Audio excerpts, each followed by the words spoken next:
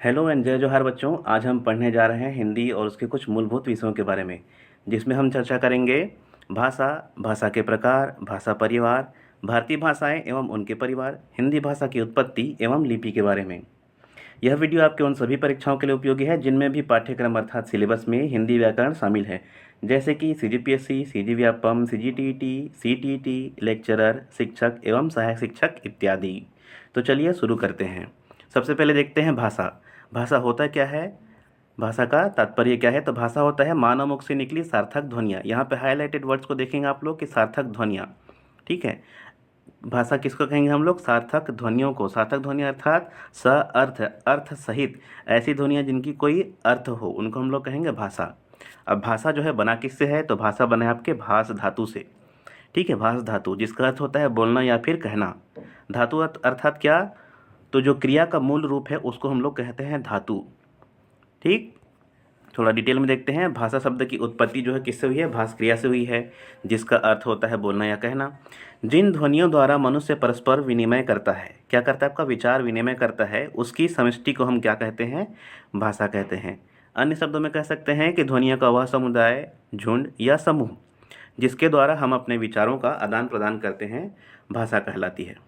ठीक, भाषा के प्रकार देखते हैं। तो भाषा को जनरली दो भागों में बांटा गया है, एक होता है आपका कथित और दूसरा होता है लिखित। हम इसका प्रयोग कथन के द्वारा करते हैं अर्थात बोलकर, तो आपका क्या है? कथित है। और अगर इसका प्रयोग लेखन के द्वारा करते हैं अर्थात लिख कर, तो आपका क्या है? लिखित है। लेकिन देश काल और परिस्थिति के अनुसार भाषा को अनेक रूपों में बांटा गया है। कहीं कहीं किन्हीं किन्हीं पुस्तकों में सांकेतिक रूप को भी मौखिक भाषा का एक रूप माना गया है। कथित और लिखित तो समझ गए, लेकिन ये सांकेतिक होता क्या है? सांकेतिक अर्थ होता है सिंबॉलिक। एग्जाम्पल के लिए आप इमेजिन करिए खुद को कि आप क्या हैं? एक आदि मानव हैं। ठीक है, अब आदि मानव हैं और अपने आपको आप कहाँ देख रहे हैं? एक गुफा में। अब आप छोटे से बच्चे हैं, 5 साल की, आपको लगी है भूख।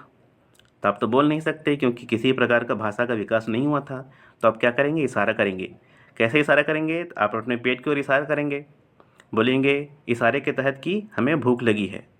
तो वो क्या था? आपका सांकेतिक भाषा था, जिसका उपयोग कौन करते थे? पहले आदि मानव, फिर धीरे धीरे जब विकास हुआ तो आपकी जो हड़प्पा संस्कृति थी, ठीक है, सिंधु घाटी सभ्यता, उसमें किसकी कौन सी भाषा का यूज़ किया गया था? तो आपका सांकेतिक भाषा का इस्तेमाल किया गया था। अब आप समझ गए होंगे। अब देखते हैं हम लोग भाषा परिवार।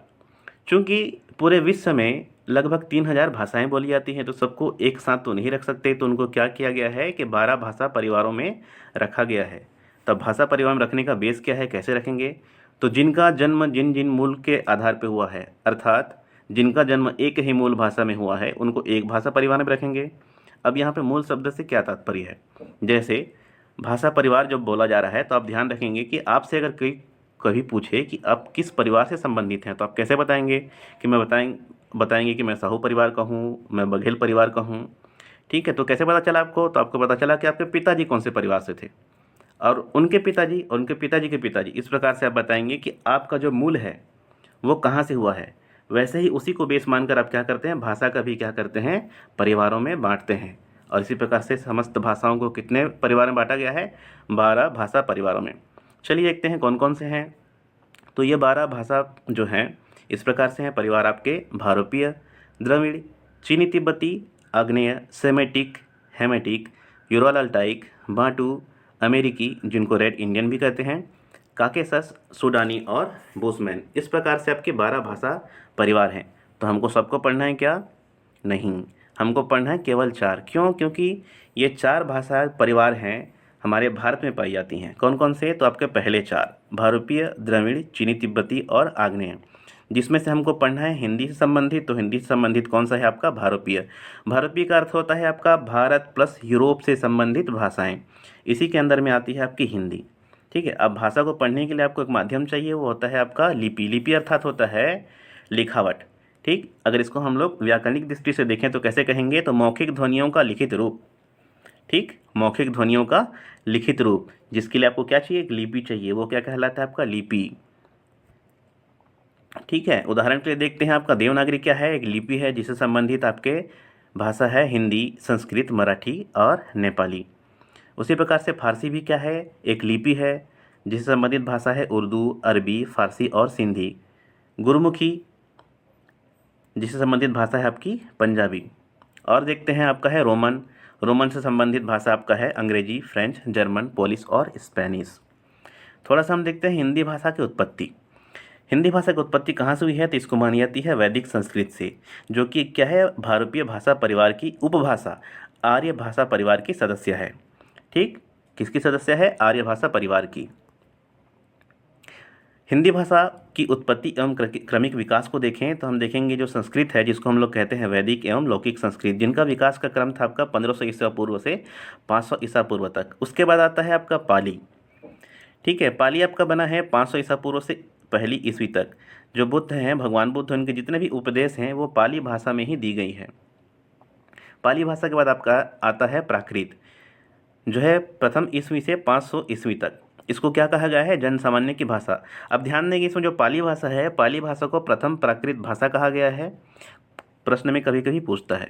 ठीक है, फिर हम देखें प्राकृत। प्राकृत के बाद आता है आपका अपभ्रंश। अपभ्रंश का अर्थ होता है टूटना, टूटकर बनी हुई भाषाएं, अर्थात विभिन्न विभिन्न भाषाओं से टूटकर बनी हुई भाषा को हम लोग क्या कहेंगे, अपभ्रंश। और इसका विकास का क्रम क्या है, तो आपका 500 ईस्वी से 1000 ईस्वी तक, जिसको हम लोग कहते हैं लोक भाषा। इसके बाद आता है आपका हिंदी, जो 1000 ईस्वी से अब तक उसका विकास का क्रम चल रहा है। थोड़ा डिटेल में अगर देखें तो अपभ्रंश को हम लोग कहते हैं अवहट। ठीक है, यही अवहट से टूटकर क्या क्या बनी है, आपकी सौरसेनी, अर्धमागधी, मागधी और खस। इसमें अपने को पढ़ना है केवल दो, जो है आपकी सौरसेनी और अर्धमागधी, जिसमें हमें देखने को मिलता है पश्चिमी हिंदी और पूर्वी हिंदी का विकास। तो इसी प्रकार से आपका जो बेसिक था हिंदी का अब यहीं पे समाप्त होता है। और ऐसे ही और वीडियोस के लिए आप हमारे चैनल को सब्सक्राइब करें, और अच्छा लगा तो लाइक और शेयर ज़रूर करें। और हाँ, आपको किसी भी विषय अथवा टॉपिक पर वीडियोस चाहिए तो हमें कमेंट करके अवश्य बताएं। धन्यवाद। जय हिंद।